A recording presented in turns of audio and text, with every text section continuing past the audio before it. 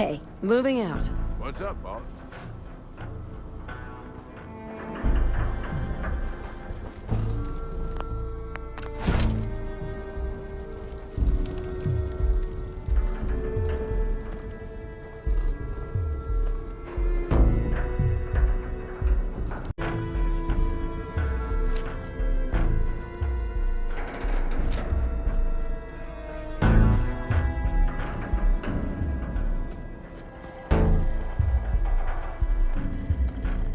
Oh, thank goodness it's the new deputy.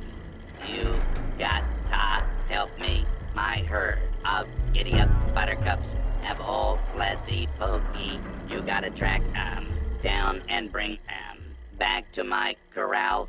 Now, giddy-up buttercups can't resist the taste of Nuka-Cola. So check all our refreshment stands. What do you say, deputy?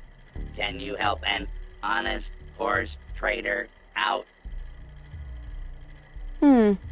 Time for a little reprogramming. Employee manual login recognized. Exhibition bypass protocol engaged. Handing over part 3 of this week's safe combination rebooting.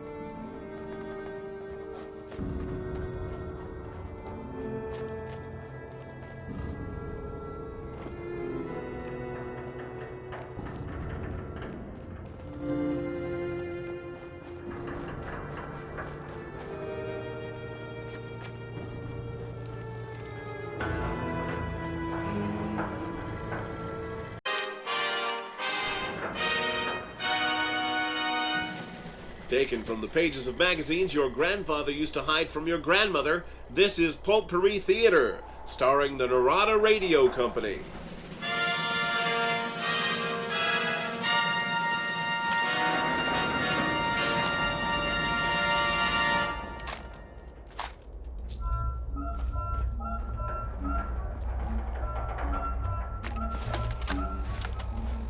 The new guy gave up one of the small cowboy Cappy plushies yesterday, so Andre fired him. Now he wants me to rig the game even more. I told him, if I keep tweaking it, people are gonna know. But he doesn't give a shit, as usual. At least it wasn't the giant Sheriff Nuka plush. That thing's as big as me and covered in enough dust to choke a small crowd. Maybe Heidi can use me in One-Eyed Ike's quick draw. Anywhere's better than here. At all when this story first came out. The saga begins when Ben Dolan arrives in town with a message for the sheriff, our Buck Brady of the title. Ben's our storyteller for tonight. So let loose of his reins and let him get along with his tale.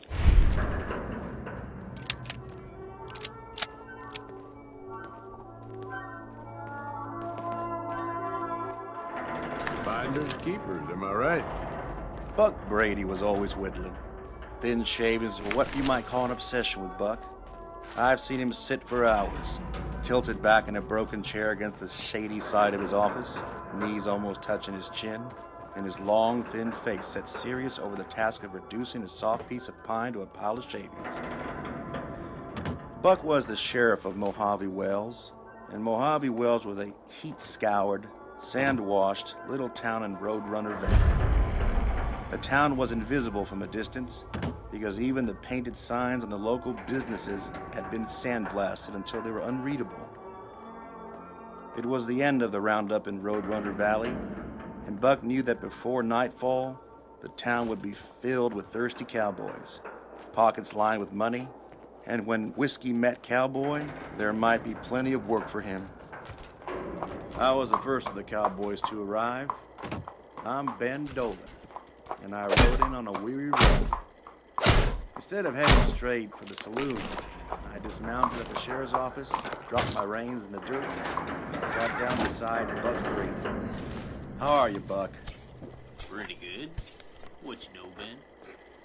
Not much. Getting kinda early, ain't you? Yeah. Had a reason to come in early, Buck. Some of the boys said it wouldn't do no good, but I thought I'd tell you how it was. Along about an hour from now, Bud Hickman's gonna ride in. He'll have his gang with him, and they'll imbibe real freely. Maybe along about that same time, Pete Asher will ride in with his gang. They'll also imbibe freely. Howdy, Some of them will likely partners. get kind of drunk. Welcome to Dry Rock Them boys Gulch, are all thirsty, where you know. it's always I expect it'll be kind of woolly around here tonight. Buck cut a particularly long shaving, looked at it critically, and nodded with satisfaction. You sure rode in early to explain all this to me. If you're all through, you might tell me the rest. It's this way. You know what a feud is, Buck? Yeah. Well, that's what she amounts to right now. And it's all over a dang girl. I'm glad there's a reason, Ben. Mostly all of them feuds starts over nothing. Go ahead and tell me the details. Rosie Smith. Huh? That's what I said. You know how Bud and Pete kind of shined around her a month ago? I don't guess she knowed which one to pick. Of course, Bud thinks it's him, and Pete thinks he's the one. And there you are. It's been kind of aching both of them, I reckon. Anyway, Chuck Lester Other made the side's remark chained the other up. night that he supposed Bud wouldn't be with us in Mojave Wells at the finish of the roundup, because he'd stop along a picket fence before he'd reached the main street and head straight through the gate. Pete was there, and I reckon it hit him in a sore spot, because he chips in it with a remark which didn't sit well with Bud. There wasn't much said, but it took all of us to take their guns away. We didn't want no killing in camp. Now, Bud was reasonable. He says to Pete, "We'll settle this in Mojave Wells." Pete was agreeable. He says, That suits me. We'll make a truce until sundown, both agreeing to keep away from Rosie. When that sun goes down, all truce is off. We shoot on sight. Buck sliced another shaving, laid his stick aside, and began whetting the blade on the counter of his left boot. It's kinda hard to get straight grain stuff these days. I remember when I was running a trading post down Yuma way. I used to get the best dang boxwood for whittling. I don't suppose it runs so good these days. Ben and Pete are both friends of yours. Uh-huh. I like 'em both. The killing might start trouble. The boys have kind of took sides. I suppose. Bud and Pete are both good shots. Yeah, pretty good shots. Awful damn fools in lots of ways, but good shots. Uh-huh. Well, I've got some work to do, Ben. I'll be seeing you. I just thought you'd like to know about it, Sheriff. Yeah, I do. Thank you kindly. You're welcome. We didn't say any more after that because some more cowboys came racing in, their horses covered with lather and dust.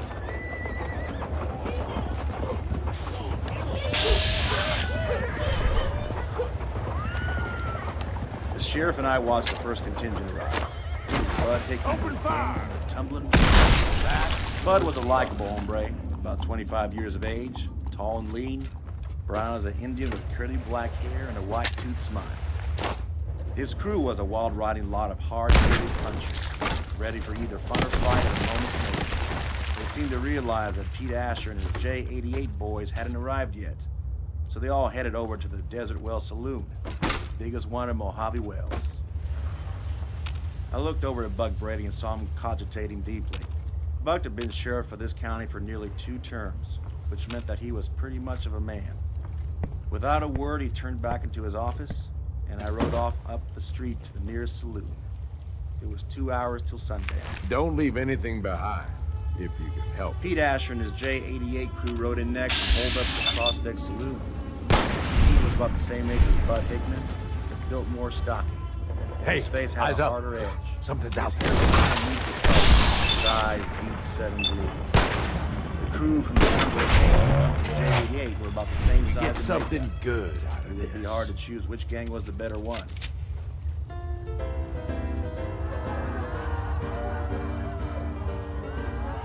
Over at the Desert Well, Bud and his men were up at the bar when the sheriff came in, and they greeted him noisily.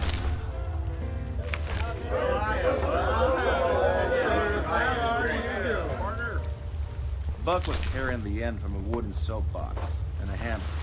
Without any leave from the proprietor, he proceeded to nail his sign to one of the walls. Bud strolled over to the sheriff with a curious grin on his face.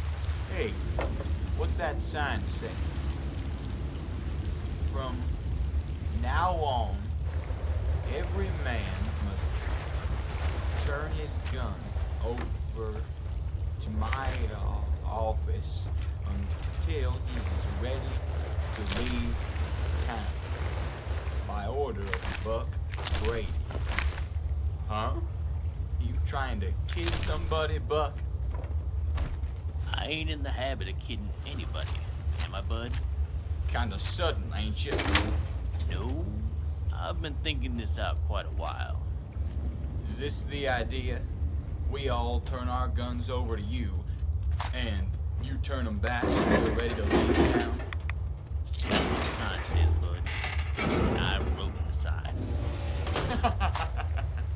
It's all right, boys. Shut your guns.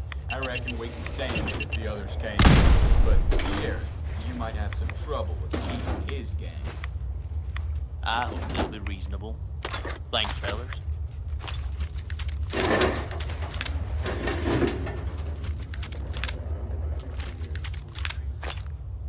You'll have to remember your own guns, boys. See you later. I reckon I'll be able to spot mine. I made them handles. The sheriff carried the guns back to his office and locked them in his desk. Then he went over to the Prospect Saloon. Burn them He down. nailed up his other notice. Hell of a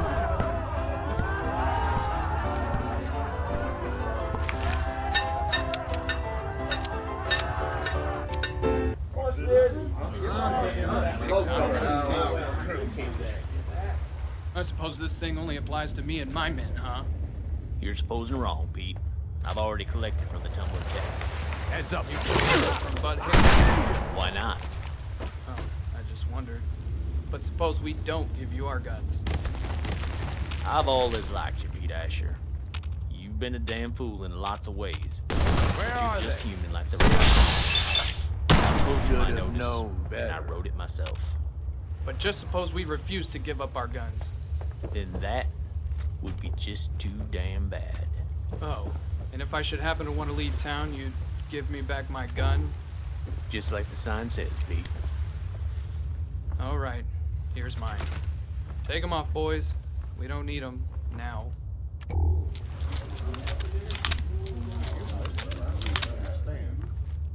The sheriff looked over the guns as he deposited them around his person, his gun belt, in his pockets, and walked out, swinging the hammer in his hand.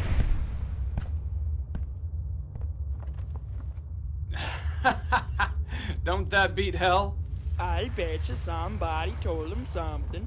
I don't like the idea of some son of a moth-eating old sidewinder taking my gun away. We'd have had some fun if we'd have refused. You're not long in these parts, or you have a different idea. That son of a moth-eaten old sidewinder is just 32 years old. And if we hadn't turned them guns over, he'd have just about ruined the whole gang of us with his pet Winchester. When you see by order of Buck Brady on the bottom part of a sign, you'd better read the upper part of it and act accordingly.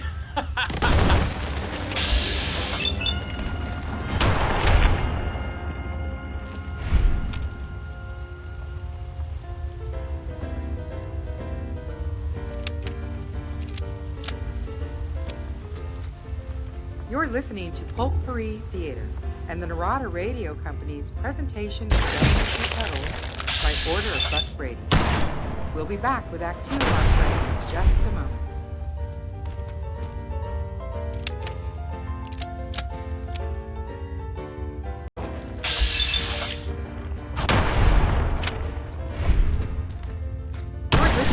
Potpourri Theater and the Narada Radio Company's interpretation of W.C. Kevin's by order of Buck Brady. We'll be back with Act 2 of our play in just a moment.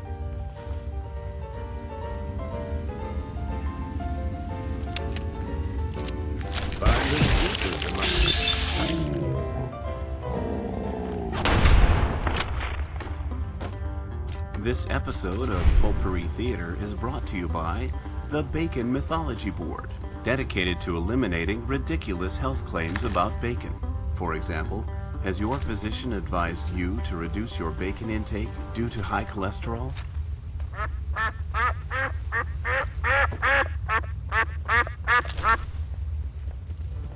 This is your old pal Phil Boyd-Studge, one of the members of the Narada Radio Company.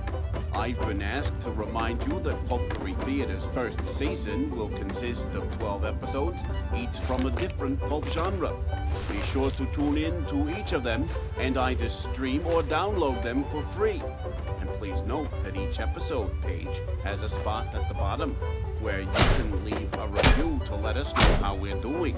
Stay tuned. We'll return to our adventure after this next message.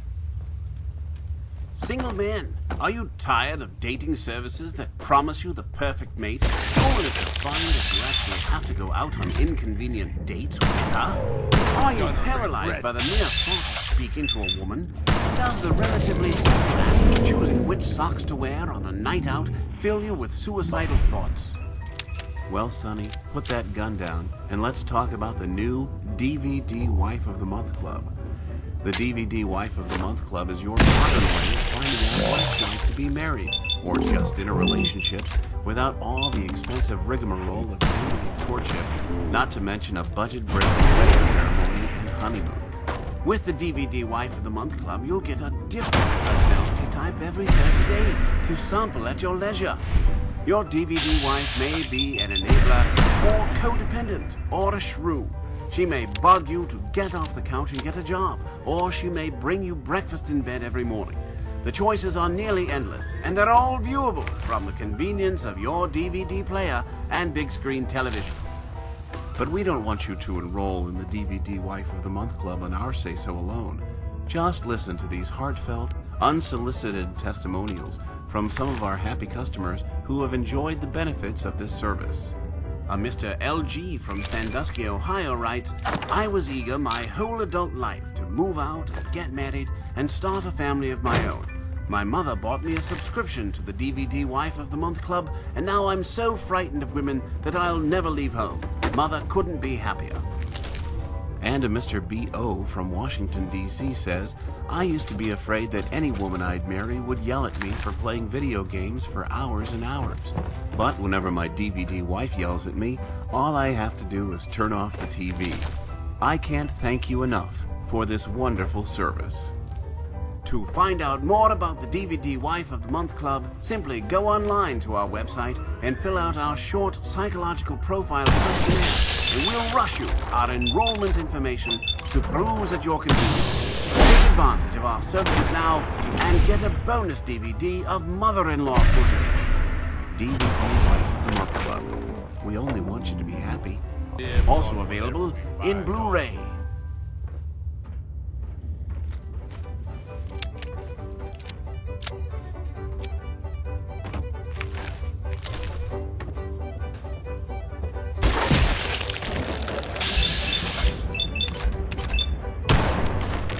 Let's return to the Old West, where the cowboys and the sheriff are anxiously awaiting sundown in Mojave Wells. Ben Dolan takes up the story again.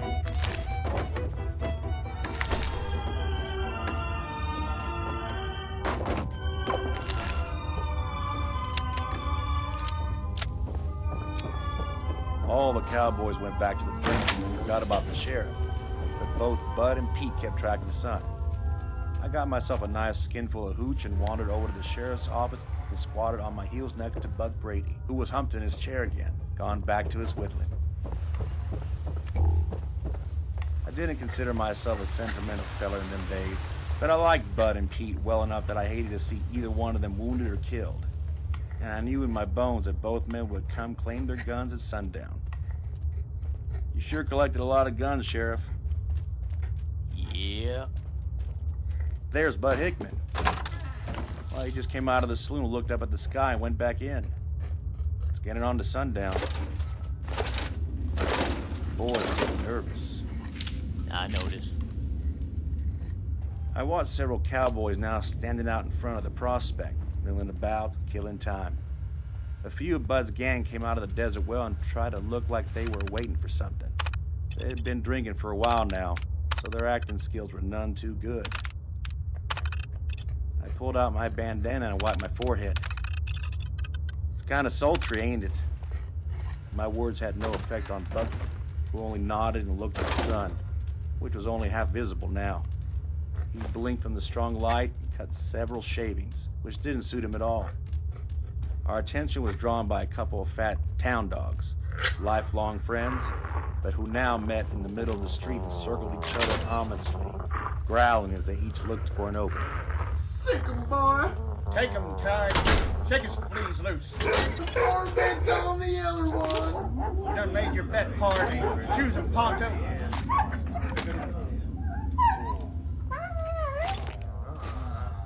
I guess them dogs ain't gonna fight after all, Buck. Look, they're just going their separate ways. Maybe they're waiting for the sun to go down. Huh. Got more sense than men have. You sure you want to bother with that? The sun was down. Only the tip was visible, and the crest of the broken hill showed a golden highlight. It was very still in Mojave Wells.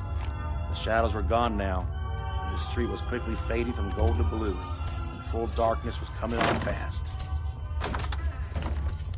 Hiya, Bud. That you two, Pete? Yeah. I'm pulling out, Buck. Would you mind handing me my gun? Buck stopped whittling, tilted forward in his chair, and got slowly to his feet. He looked closely at Bud, but didn't say nothing as he turned and went into the office. Pete moved in closer, but he and Bud ignored each other. I just stood there, leaning against the wall. Okay, here you go. I reckon you're pulling out too, ain't you, Pete? Now, Buck knew it, and I knew it, and everybody else in town knew it, that neither Bud nor Pete was actually going to pull out of town. Pete nodded at Buck and reached his hand out for his gun, and both men swung into their saddles and headed off down the street in opposite directions. God almighty, this ain't right. Both of those fellows are good pistol shots, and there's going to be a funeral around here. Maybe two. Why don't you stop it, Buck? Look at Bud. He's turning. You didn't expect he'd run away, did you? Bud and Pete were on their mounts, about 200 feet apart, Hey. facing each other. How you doing, Playing buddy? a square game, and there was no advantage now. Hey, boy. 200 feet is a Think you long can find shot. something for me? They both had drawn their guns. Think you can find any goodies, My boy? hands were gripping the wall beside me. I'd seen gunfights before, but they'd all been unpremeditated affairs. This one was too much like an execution. The groups of cowboys on either side of the street were as still as wax dummies. Hey. Even the horses at the hitch racks had stopped moving. How you doing, buddy? Bud and Pete were slowly closing the gap between them. Hey, boy. Each waiting Think for you the can other find to something make for the me? First move with the gun. Think you can find any goodies, boy? 90, 80. Either of them could hit a soup can at that distance. The horse is moving slowly. 70 feet. 20 yards now. They're almost in front of the sheriff's office. It's gonna be a double funeral, Buck. I've seen Bud shoot a prairie dog's head off at this distance. It's nice Howdy, looking for or did you have fun in Murd Mulligan's Then it happened. mine? Both guns Tussle came up with exactly any at the same bad instant. I Outlaws. snapped my eyes shut and turned my head aside. It was waiting for the explosion everything of you two promised, revolvers. Sheriff. There More only came fun one than a tiny ping. bale full of hay. Well, all right. Please put in Then a another. good word with Then another. Nuka-Cola. My eyes Corporate, looked over. when your Two survey riders card 30 feet apart, arrives in the leaning mail, forward in their here, saddles. take some Not a souvenir single shot had been bottle fired. caps courtesy of the Nuka-Cola Look at my Janitorial Every single Service primer's been Department. painted. You Looks like and some your friends are glasses with my welcome bullets with a in little Dry pliers. Rock Gulch Mine too, damn it. anytime. But it won't take me long to reload. Stop right there, Pete. Damn you, Buck. You pulled the powder on my shells. Yeah, and I'll pull something else out of Get you, too. along, Can little make one doggies more at move. Dry Rock Come here, Gulch. Bud. dirty deal in front. He had no... Well, you boys had more than fight. Both of you going off kind of half-cocked, as you might say. As Buck was bringing the two men together, the cowboys from both outfits had moved in closer, trying to understand what it was all about. The rivalry all but forgotten in this strange turn of events. I pulled them bullets, I'll admit it. I don't reckon either of you showed any yeller streak. You played the game square, and I like you both for it. Kinda enjoyed it, to tell you the truth. It was kinda like watching a show, but I was the only one that knowed how it would turn out. Was it any of your damn business how it turned out? In a way it was, Pete. Barring my friendship with both of you and my position as sheriff, still was my business in a way. Now, you two boys was aiming to kill each other over a woman. Yeah, Ben told me about it, and you might thank the man instead of glaring at him.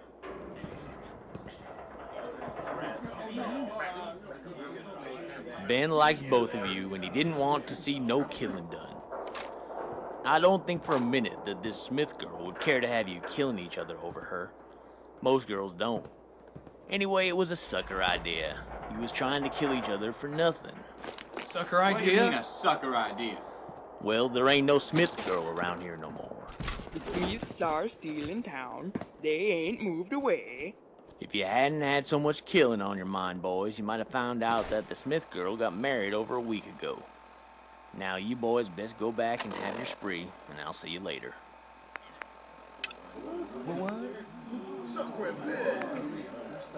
The Smith girl got married? Who to? Yeah, who to? Well, to me.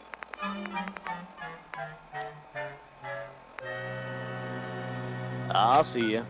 I got work to do. Whittling. Looking for something to whittle on.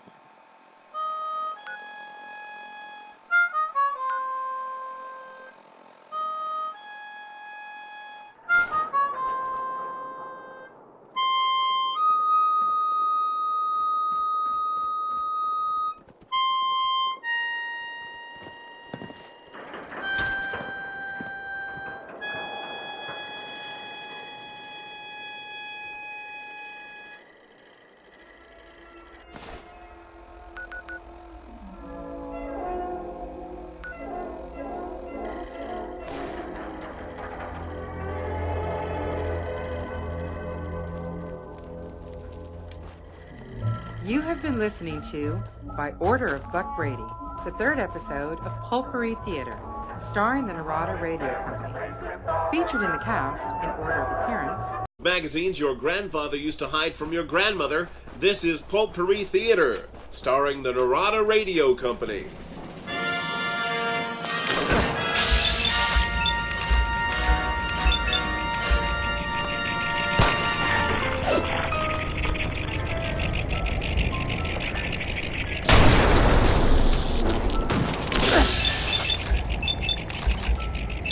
This is a tale of the supernatural involving the U.S. Navy. Yes, on the surface, it is rather a contradiction, but this will be cleared up soon. More specifically, this tale concerns the U.S. Naval Corps. Our story is called Lights and was penned by Philip Fisher. It appeared in the December 1939 issue of Famous Fantastic Mysteries magazine. If you've been with us for our earlier episodes of Pulpery Theater, you'll know that we are bringing you a wide variety of stories for your listening pleasure. So far, we've presented tales from science fiction, crime, and Western genres, and tonight we enter the realm of the supernatural.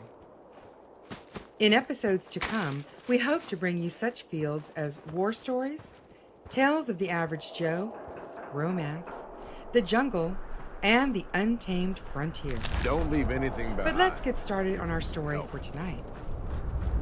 The play takes place in the early 1920s, when the U.S. Navy had a regular presence in pre-communist China.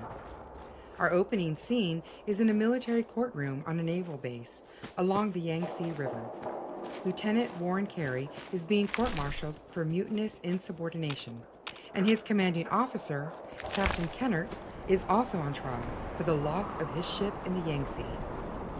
Lieutenant Carey, however, claims that he did not commit mutiny, His actions were intended to save his ship from collision with another vessel. The action unfolds through the questions and answers of the court members and the witnesses, but also through the mind of Warren Carey. You, the listening audience, will be hearing his thoughts, his memories, his reactions to the testimony. We now present Lights.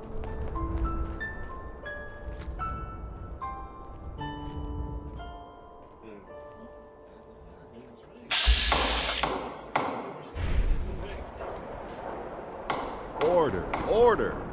Captain Kennard is testifying as to the seamanship of Lieutenant Carey. Please proceed, Mr. Judge Advocate. Thank you, Your Honor. Captain Kennard, you've heard from your ship's officers that Lieutenant Carey's seamanship up to the time of the incident was never in question? Yes, and I agree with their assessments wholeheartedly. Lieutenant Carey was always highly competent on the bridge, both in calm and in storm, and what's more, well, by God, there's nobody I would trust more fully to keep safe position when the destroyer division is making 25 knots in close column.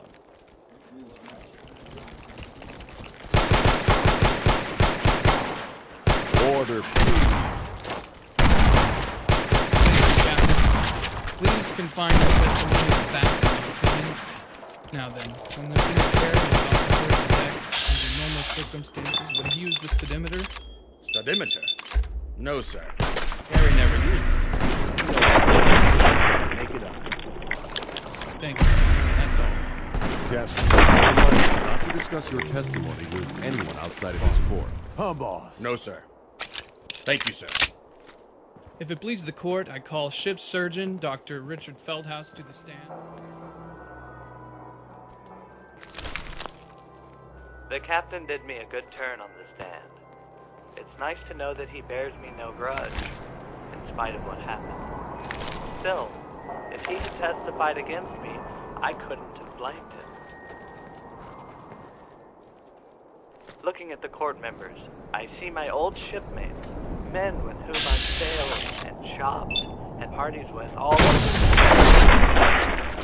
The Admiral ordered them to sit on this court. They are to ascertain facts, weigh them impartially, and give judgment in accordance with Navy law. And yet, when one's fate is to be decided by real men, mercy ever tempers judgment. Real men can understand. State your name and current duty station for the record, please.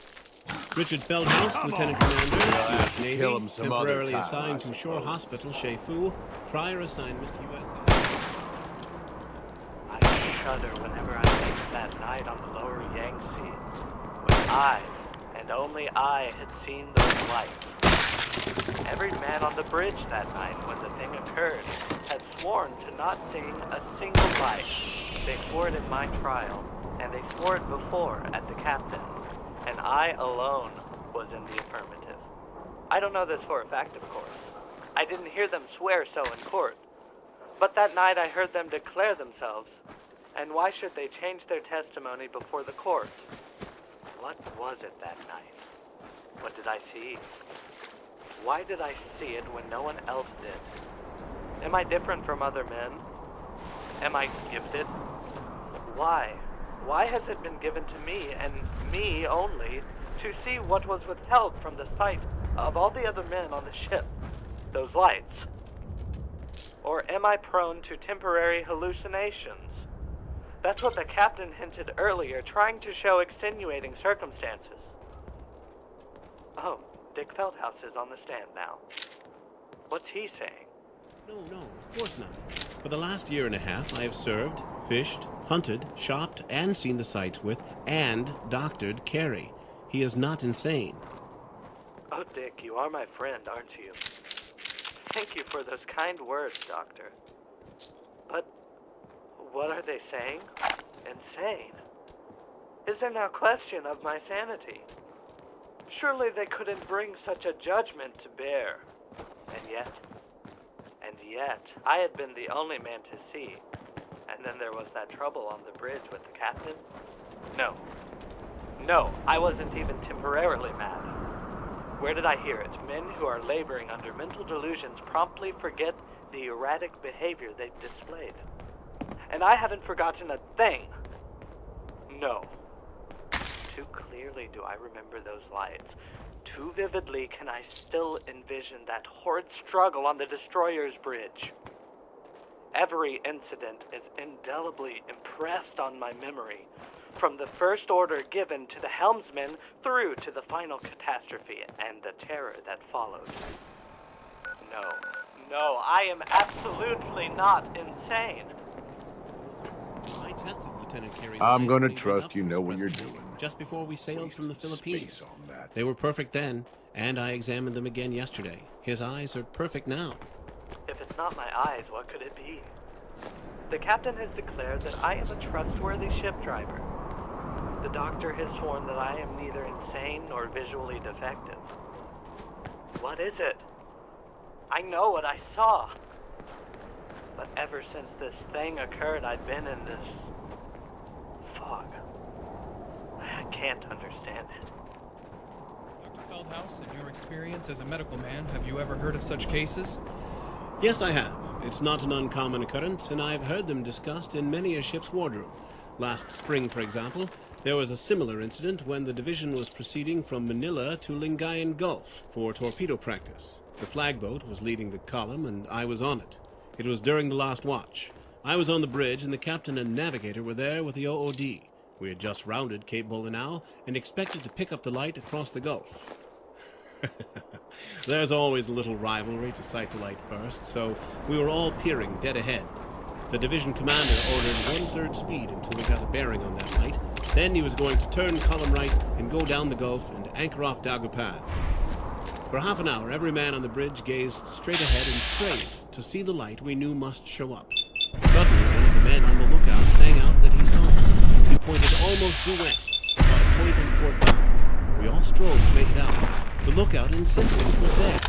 Then, one after another, we all saw it. It was an occulting light, and we could even What? Excuse me. What was that, Yeoman Benson?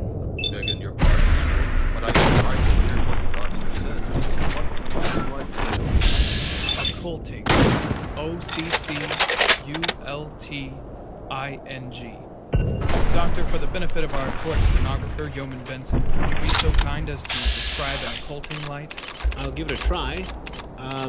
It's a type of navigational light whose beam is interrupted at regular intervals by a brief period of darkness. I'd say you're on the money, Doctor. Please continue. As I was saying, we all saw this occulting light, and we could even discern its pulsations and check its rate. The destroyer column swung south at standard speed. 10 minutes later, we had to change course several degrees to westward to avoid running aground on the beach.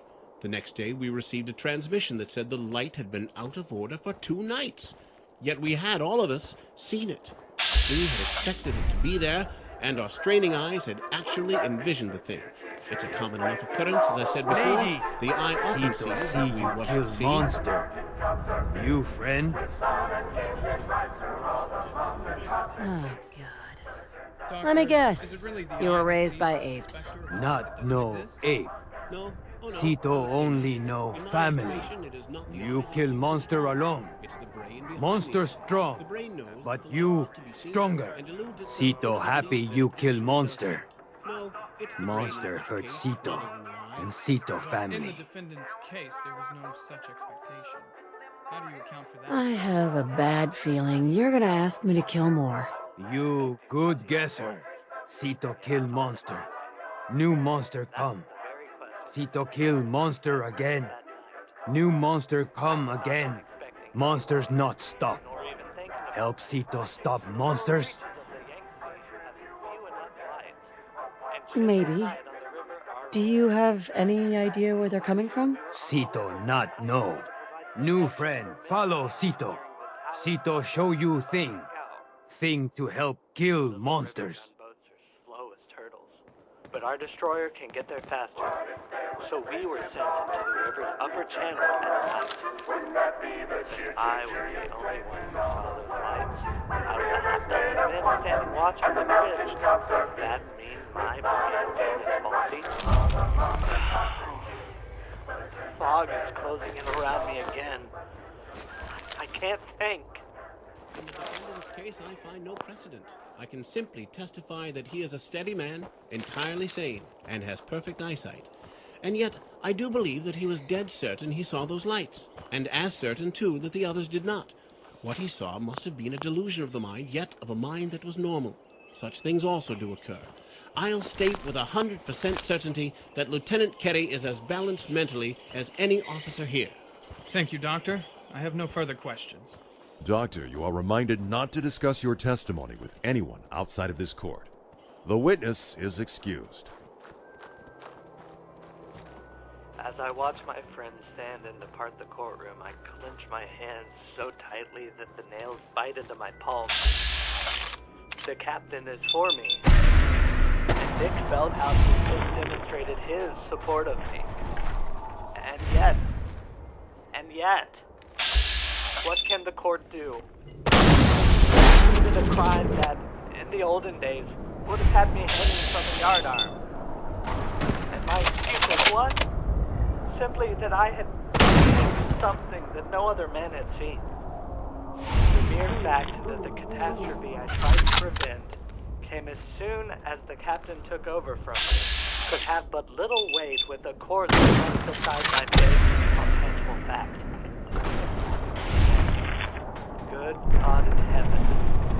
It must be excuse enough. I had seen the lights. The captain had interfered. Disaster had fallen. I stand in the witness box to testify on my own behalf.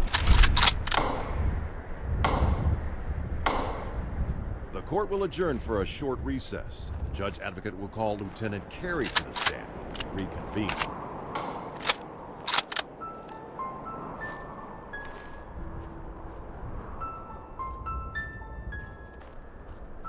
You're listening to Potpourri Theater and the Narada Radio Company's presentation of Philip Fisher's Lights.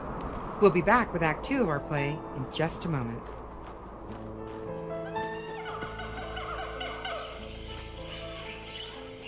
Hope there's something useful to be found.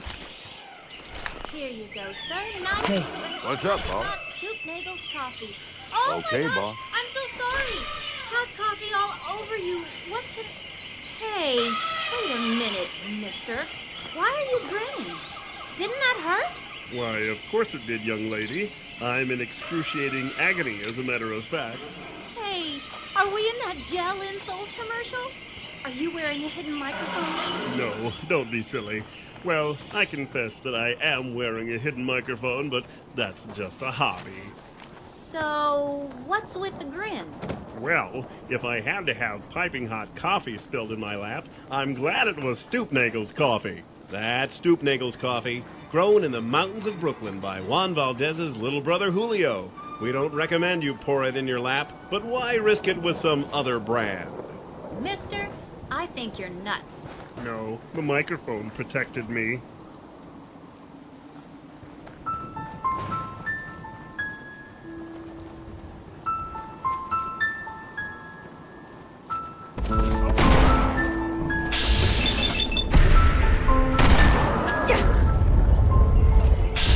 Let's return to the court, where Lieutenant Warren Carey is about to take the stand at his own court-martial for mutinous insubordination. This is Potpourri Theater, starring the Narada Radio Company, and the play is called Lights by Philip Fisher. I swear that my testimony shall be the truth, the whole truth, and nothing but the truth, so help me God.